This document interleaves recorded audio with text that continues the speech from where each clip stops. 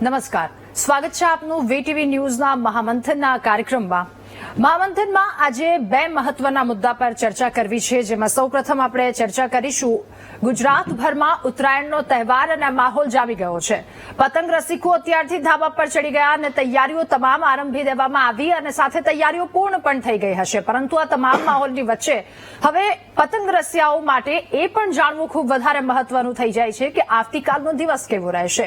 હું વાત કરી રહી છું આવતીકાલનો દિવસ હવામાન વિભાગની દ્રષ્ટિએ કેવો રહેશે એ જાણવું ખૂબ જરૂરી છે, કારણ કે જ્યારે ઉત્તરાયણ આવતી હોય છે તો એના મહિના પહેલાથી પતંગ રસિકોમાં એક જ ચિંતા હોય છે કે શું યોગ્ય પવન હશે, યોગ્ય દિશામાં હશે, શું કોઈ એવી પરિસ્થિતિ તો નહીં આવીને ઉભી રહી જાય. આ બધા જ સવાલો કે જેના જવાબ તેઓ મેળવવા માટે એટલા બધા આતુર હોય છે. તો મહામંથનમાં સૌથી પહેલો મુદ્દો પતંગ રસિકો માટે આ વખતેની ઉત્તરાયણ કેવી રહેશે અને આવતીકાલે પવન રહેશે કે કેમ, કેવી દિશામાં, કેવા પ્રકારનો પવન, અનેક એવા મહત્વના સવાલો છે અને એ સવાલો પર જે આજે જવાબ મેળવવો છે.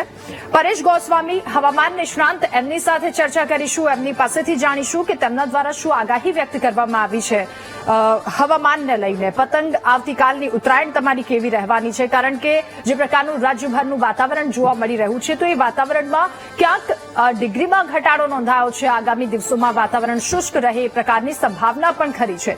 તો આ તમામની વચ્ચે પતંગ રસિકો શું કહી રહ્યા છે અને હવામાન નિષ્ણાંત પરેશ ગોસ્વામીનો શું મત છે, ઉત્તરાયણે પવનની દિશા અનુકૂળ રહેશે કે કેમ, આ તમામ સવાલોના જવાબ એમની પાસેથી મેળવીશું મહામંથનના કાર્યક્રમમાં.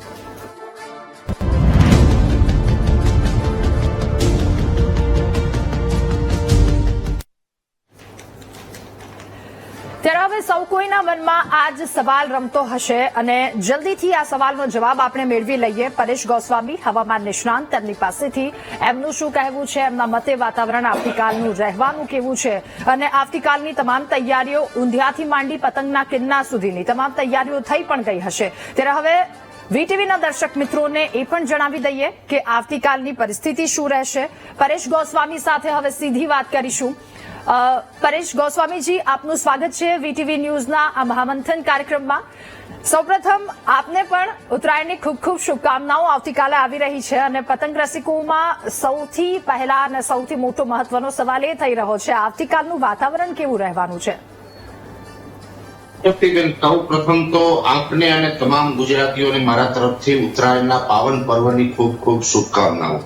હવે આમ જોવા જઈએ તો આજે 13 તારીખ થઈ ગઈ છે. આવતીકાલે ઉત્તરાયણનો પર્વ છે અને 2015 થી લઈને આજે 2025 આ એક દાયકો વીત્યો છે. એની અંદર એક દાયકાની અંદર સૌથી અનુકૂળ હવામાન છે એ આવતીકાલે એટલે કે 2025 ની અંદર 14 જાન્યુઆરીના રોજ જોવા મળશે. આમ જોવા જઈએ તો લગભગ મોટા ભાગે એવું બનતું હોય છે કે જે ડિસેમ્બર અને જાન્યુઆરી મહિનો, આ બંને મહિના દરમિયાન જે ઉત્તર અને ઉત્તર પૂર્વના પવનો ચાલતા હોય છે, પણ 14 તારીખથી પવનોની દિશાથી મોટાભાગના વિસ્તારોની અંદર બદલતી હોય છે. પવનની ગતિ છે એ ધીમી થતી હોય છે અને અલગ અલગ દિશામાં પવનો છે એ ફરતા ફૂંકાતા હોય છે.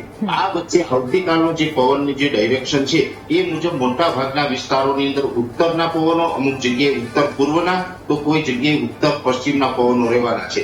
પવનની જે ઝડપ છે એ પણ આપણા માટે ખૂબ અગત્યની હોય છે ને એ પણ અનુકૂળ પવનની ઝડપ જોવા મળે તેવી શક્યતાઓ છે. જે ઉત્તર ગુજરાતના ભાગો છે જેમાં સાબરકાંઠા, બનાસકાંઠા, પાટણ અને મહેસાણા જેવા જ્યાં 4 જિલ્લા છે, આ ચારેય જિલ્લા એવા છે કે જ્યાં 12 થી લઈને 15 કિલોમીટર પ્રતિ કલાકની ઝડપે પવન જોવા મળે તેવી શક્યતાઓ છે. ગસ્ટિંગ છે લગભગ 18 થી લઈ અને 20 કિલોમીટર પ્રતિ કલાકની ઝડપે નોંધાય તેવી શક્યતાઓ છે. ઉત્તર ગુજરાતના પણ આ ચારેય વિસ્તારોની અંદર પવનની જે ઝડપ છે એ સારી રહેશે અને મોટા ભાગના વિસ્તારોની અંદર ઉત્તરના પવનો હશે ઉત્તર ગુજરાતમાં. પણ જે પશ્ચિમ છેડાઓ છે જેની અંદર પાટણ જિલ્લો અને બનાસકાંઠાના જે પશ્ચિમ ભાગો છે એમાં ઉત્તર પશ્ચિમ એટલે કે આરબ તરફથી પવનો ફૂંકાય તેવી શક્યતાઓ દેખાઈ રહી છે. એ સાથે જે મધ્યપ્રદેશ બોર્ડર લાગુ વિસ્તાર હોય જેમાં છોટાઉદેપુર છે, ગોધરા જેવા વિસ્તારો હોય, મહીસાગર અને અરવલ્લીનો ભાગ છે, આ 5 જિલ્લા છે એની અંદર પણ 12 થી લઈને 15 કિલોમીટર પ્રતિ કલાકની ઝડપે પવન જોવા મળશે. અમુક વિસ્તાર એવા હશે કે જ્યાં 18 કિલોમીટરની ઝડપે પવન જોવા મળી શકે. પવનની સ્પીડ છે ત્યાં અનુકૂળ રહેવાની છે અને પવનો છે ઉત્તર દિશાના જોવા મળે તેવી શક્યતાઓ છે. મધ્ય ગુજરાત જેની અંદર અમદાવાદ, ગાંધીનગર, કપડવંજ, આણંદ, ખેડા, નડિયાદ અને જે આપણું વડોદરા, આ તમામ વિસ્તારો છે એની અંદર મિડલમાંથી એટલે કે ઉત્તરના પવનો જોવા મળશે. આ મધ્ય ગુજરાતના તમામ જે પતંગ રસિકો છે એની પતંગ છે એ સ્ટેટ દક્ષિણ દિશાની અંદર જશે અને ઉત્તરના પવનો જોવા મળશે અને પવનની સ્પીડ છે 15 થી લઈ અને 17 કિલોમીટર પ્રતિ કલાકની ઝડપ નોંધાશે. ગસ્ટિંગ છે ક્યારેક 20 થી લઈને 22 કિલોમીટરની ઝડપ જોવા મળી શકે છે. એટલે ગસ્ટિંગ વધારે હશે પણ મધ્ય ગુજરાતમાં પણ પવનની જે દિશા છે એ ઉત્તરની રહેશે અને પવન છે અનુકૂળ જોવા મળશે. એવી જ રીતે જોવા જઈએ તો દક્ષિણ ગુજરાતના વિસ્તારો છે જેની અંદર ભરૂચ હોય, રાજપીપળા છે, સુરત, વલસાડ, વાપી, બારડોલી, બીલીમોરા, ડાંગ, તાપી આ તમામ જિલ્લાઓ છે એની અંદર બપોર સુધી થોડીક પરેશાની જોવા મળી એવી શક્યતાઓ છે. બપોર સુધીનું જે સેશન હશે 12 વાગ્યા સુધીનું 1 વાગ્યા સુધી પવનની સ્પીડ થોડી ઓછી હશે અને બપોર પછીના સેશનની અંદર પવનની સ્પીડ એકંદરે સારી જોવા મળશે. એટલે દક્ષિણ ગુજરાતમાં પણ 15 થી લઈને 18 કિલોમીટર પ્રતિ કલાકની ઝડપ પવનની બપોર બાદ જોવા મળે. ઉપર પહેલાના સ્ટેશનમાં ત્યાં થોડીક પવન ઓછી રહેશે પણ ત્યાંનું હવામાન સારું રહેશે. ખાસ કરીને દક્ષિણ ગુજરાતની અંદર મહારાષ્ટ્ર બોર્ડર લાગુ વિસ્તારો છે એમાં બપોર બાદના સેશનમાં વાદળછાયું વાતાવરણ પણ થઈ શકે છે, ઘાટા વાદળ જોવા મળી શકે છે. એટલે વાદળછાયા વાતાવરણની વાત છે તે માત્ર મહારાષ્ટ્ર બોર્ડર વિસ્તારના જે એરિયા હશે બોર્ડર થી 50 કિલોમીટર સુધીના એરિયાઓ હશે એ વિસ્તારોમાં વાદળછાયું વાતાવરણ હશે. બાકી ઓલ ઓવર ગુજરાતમાં આકાશ ચોખ્ખું રહેવાનું છે અને એ સાથે સૌરાષ્ટ્ર કચ્છના વિસ્તારો છે તો સૌરાષ્ટ્ર કચ્છની અંદર પણ એકંદરે પવનની સ્પીડ છે એ 15 થી લઈને 17 કિલોમીટર પ્રતિ કલાકની ઝડપે નોંધાશે. સૌરાષ્ટ્રની અંદર જેના ગસ્ટિંગ છે થોડાક વધારે રહેશે, લગભગ 22 થી લઈને 25 અને અમુક જગ્યાએ 27 કિલોમીટર પ્રતિ કલાકની ઝડપે ગસ્ટિંગ નોંધાય એવી શક્યતાઓ છે. એટલે સૌરાષ્ટ્રના ભાગોની અંદર પવનની સ્પીડ થોડી વધારે રહેશે અને જે કચ્છ અને સૌરાષ્ટ્રના પશ્ચિમ ભાગો છે જેમાં સૌરાષ્ટ્રના દ્વારકા, જામનગર, પોરબંદર અને નલિયાથી લઈને માંડવી સુધીના જે કચ્છના વિસ્તારો છે આ તમામ વિસ્તારોની અંદર ઉત્તર પશ્ચિમના એટલે કે આરબ તરફથી પવનો ફૂંકાય અને વહેલી સવારે ત્યાં ધુમ્મસ ભર્યું ઝાકળ જેવું વાતાવરણ જોવા મળે એવી શક્યતાઓ છે. પણ દિવસ દરમિયાન એકંદરે હવામાન સારું રહેશે. ઓલ ઓવર ગુજરાતની અંદર પતંગ રસિકો માટે 2015 ની અંદર આ સ્થિતિ બની હતી. 2015 ની અંદર સારું હવામાન હતું અને પવનની દિશા અને પવનની ગતિ સારી હતી. એ જ મુજબની 10 વર્ષ પછી આ એક અનુકૂળ હવામાન આપણે બની રહ્યું છે.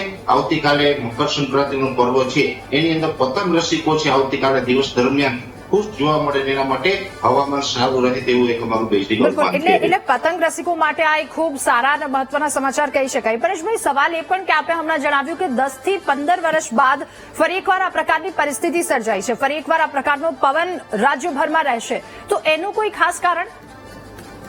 મેઇન કારણ એ છે બેન કે આ વર્ષે જે શિયાળાની જે સાયકલ હોય છે એ લેટ છે. જેવી રીતે ઉત્તર ભારતના પહાડી પ્રદેશો ઉપરથી WD એટલે કે વેસ્ટર્ન ડિસ્ટર્બન્સ પસાર થતા હોય છે એ જે નવેમ્બરના એન્ડમાંથી શરૂઆત થઈ જાય છે સંપૂર્ણ ડિસેમ્બર મહિનો અને 10 જાન્યુઆરી સુધીમાં મોટા ભાગના વેસ્ટર્ન ડિસ્ટર્બન્સ પસાર થતા હોય છે. આ વર્ષે થોડીક શરૂઆત પણ લેટ થઈ હતી અને હજુ પણ બેક ટુ બેક WD આવવાનું ચાલુ છે. એટલે વેસ્ટર્ન ડિસ્ટર્બન્સ જ્યાં સુધી ઉત્તર ભારતના પહાડો ઉપરથી પસાર થશે ત્યાં સુધી ત્યાં એ વિસ્તારોની અંદર બરફવર્ષાદો પણ ભારે માત્રામાં ચાલુ રહેશે. આજની તારીખે પણ જોવા જઈએ તો અમારું જે લેટેસ્ટ પ્રિડિક્શન છે એ મુજબ મકર સંક્રાંતિ સુધી તો દર વર્ષે સામાન્ય ઠંડી હોય છે પણ મકર સંક્રાંતિ પછીથી આપણે ઠંડીમાં ઘટાડો થતો હોય છે. એનું કારણ છે કે જે અત્યારે શિયાળા દરમિયાન ડિસેમ્બર અને જાન્યુઆરી મહિના દરમિયાન સૂર્ય છે દક્ષિણ ધ્રુવ પર હોય છે અને 14 જાન્યુઆરીથી ઉત્તર તરફ એનું પ્રયાણ થાય છે. એટલે જ આપણે એને ઉત્તરાયણ કહેવામાં આવે છે. સૂર્યની જે ગતિ છે ઉત્તર તરફ આગળ ચાલવાની છે. એટલે શિયાળા દરમિયાન જે દિવસનો જે સમય હોય છે એનું ડ્યુરેશન હોય છે એ શોર્ટ હોય છે પણ ઉત્તરાયણ પછીથી દિવસ ધીમે ધીમે એનું ડ્યુરેશન લોંગ થતું જાય છે, દિવસ લંબા થઈ જતા હોય છે કેમ કે ઉત્તર તરફ હવે સૂર્ય ઉગવાનું ચાલુ થતું હોય છે. એટલે આપણું તાપમાન વધતું હોય છે અને પવનો ઉપર એની અસર પડતી હોય છે જેને કારણે ઉત્તરાયણ પછીથી આપણે પવનોની દિશા બદલાઈ જતી હોય છે અને ઉત્તરાયણ પછી પવનની દિશા બદલાય છે એટલે ઉત્તર પૂર્વના પવનોની જગ્યાએ ઉત્તર પશ્ચિમના થતા હોય એટલે મકર સંક્રાંતિ પછી પવનની દિશા બદલાય ઝાકળ અને ધુમ્મસ ભર્યું વાતાવરણ થવાનું ચાલુ થતું હોય છે. પણ આ વર્ષે WD થોડાક લેટ છે અને પવનનું ડાયરેક્શન છે WD બદલી નથી શકતું જેને કારણે આપણે ઉત્તરના પવનો રહેવાના છે અને હજુ આજનું અમારું પ્રિડિક્શન છે ત્યાં સુધી એક મોટું WD હમણાં 1-2 દિવસની અંદર ભારત ઉપર પહોંચશે એટલે કે કાશ્મીર અને લેહ લદ્દાખ ઉપરથી પસાર થવાનું છે. એટલે 18 અને 19 તારીખ આસપાસ પણ ઉત્તર ભારતના પહાડો ઉપરથી ભારે બરફ વરસાદના સમાચાર પણ મળશે અને ઘણા સમય પછી એવું પણ બનવાનું છે કે ઉત્તરાયણ પછી પણ અતિલ ઠંડી, એક તીવ્ર ઠંડીનો રાઉન્ડ જોવા મળે એવી શક્યતાઓ છે. આવનારા દિવસમાં હજુ પણ ઠંડી પણ પડવાની છે અને પવનની દિશા છે હમણાં થોડાક દિવસ ઉત્તર તરફની રહેવાની છે. બિલકુલ, એટલે હવે સાથે પતંગ રસિકોના મનમાં એ પણ સવાલ હશે કે દિવસ દરમિયાન આ પવનની ગતિ એક સમાન રહેશે કે પછી એમાં થોડો ઉતાર ચઢાવ આવવાનો છે?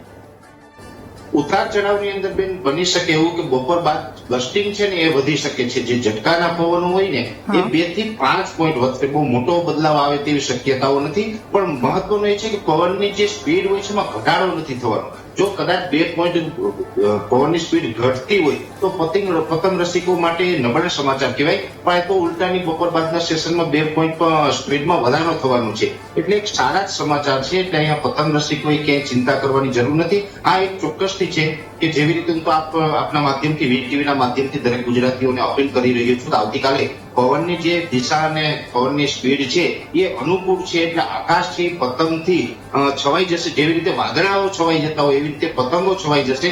પણ ખાસ સવારે 9 પહેલા અને સાંજે 6 વાગ્યા બાદ પતંગ ન ચગાવવામાં આવે તો એ જ આપણા માટે હિતાવહ રહેશે. કેમ કે એ સમયે આકાશમાં ખૂબ મોટા પ્રમાણમાં પક્ષીઓ ઉડતા હોય છે. એટલે ચાંગાની પક્ષીઓની ન થાય એ પણ દરેક ગુજરાતીઓએ કાળજી રાખવાની. બાકી આવતીકાલે પવનની દિશાની ગતિ છે અનુકૂળ રહેવાના છે અને પવનની સ્પીડ છે એમાં કોઈ ઘટાડો ન થાય એવી શક્યતાઓ નથી. મોટા ભાગના વિસ્તારોની અંદર એટલે 90% ઉપરના વિસ્તારો એવા હશે કે પવનની દિશા અને ગતિ છે આપણે સાનુકૂળ રહેવાની છે.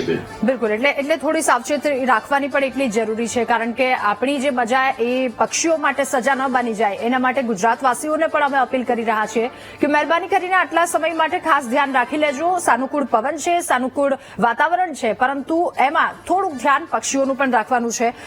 પરેશભાઈ, સવાલ છેલ્લો આપને એ પણ પૂછવો છે કે આ વખતે ક્યાંક થોડીક ચિંતા એ પણ હતી, કારણ કે માવઠાની પણ સંભાવના વ્યક્ત કરવામાં આવી હતી આ સમય દરમિયાન કે ક્યાંક હળવો ભારે વરસાદ વરસી શકે છે. તો આ વસ્તુ તો ચિંતાનો વિષય નહીં બની શકે ને? બિલકુલ નથી બેન. આમાંથી આપણે ચિંતામાંથી બહાર આવી ગયા છે. કેમ કે આ ચિંતા એટલા માટે હતી, દરેક વેધર એક્સપર્ટ તરફથી બતાવવામાં આવતું હતું કે કદાચ જાન્યુઆરીના મધ્યે એક માવઠું થઈ શકે છે. કેમ કે WD જે પ્રમાણે ઉત્તર ભારત ઉપરથી પસાર થઈ રહ્યા છે ને એની અમુક જે ટ્રફ હોય છે એ ઘણી વખત દક્ષિણ પૂર્વ તરફ ગતિ કરે તો ગુજરાત સુધીની ટ્રફ લંબાતી હોય છે ને એના ભેજને કારણે 750 HPA લેવલે સર્ક્યુલેશન બનતું હોય ને એ સર્ક્યુલેશનને કારણે વાદળછાયું વાતાવરણ અમુક જગ્યાએ માવઠાના ઝાપટા પડતા હોય છે. આવી આશંકાઓ હતી, પણ એ WD લેટ પડ્યું છે. મેં તમને થોડી વાર પહેલા બતાવ્યું એ WD હવે 18-19 તારીખે પસાર થવાનું છે. એટલે એ થોડુંક લેટ પડ્યું છે. એટલે આપણે માવઠાની શક્યતાઓમાંથી હવે ચિંતા કરવાની જરૂર નથી. એમાંથી આપણે બહાર આવી ગયા છે. એટલે કોઈ વિસ્તારની અંદર માવઠું થાય કે ઠંડા વાદળ થાય તેવી શક્યતાઓ નથી. આ એક ચોક્કસથી છે કે મહારાષ્ટ્ર બોર્ડર લાગુ વિસ્તાર છે. મહારાષ્ટ્રની બોર્ડરથી 50 કિલોમીટરના જે આપણા ગુજરાત તરફના વિસ્તારો છે એમાં બપોર બાદ વાદળ છાયું વાતાવરણ થશે, પણ ત્યાં પણ માવઠાની કોઈ ચિંતા નથી. એટલે માવઠાથી કોઈ ચિંતા કરવાની જરૂર નથી. માત્ર મહારાષ્ટ્ર બોર્ડરે વાદળ થશે અને બાકી ઓલ ઓવર ગુજરાતમાં વાતાવરણ છે એ સાફ અને ચોખ્ખું રહે એવી શક્યતાઓ સંપૂર્ણપણે દેખાઈ રહી છે. જી બિલકુલ. પરેશભાઈ, આપનો ખૂબ ખૂબ આભાર. અને સૌ કોઈ ગુજરાતવાસીઓ આપણને સાંભળવા પણ માંગતા હતા કે આપ શું કહી રહ્યા છો. વીટીવી ન્યૂઝના મહામંથન કાર્યક્રમમાં મારી સાથે જોડાવા બદલ અને તમામ દર્શક મિત્રોની ચિંતા દૂર કરવા બદલ આપનો ખૂબ ખૂબ આભાર.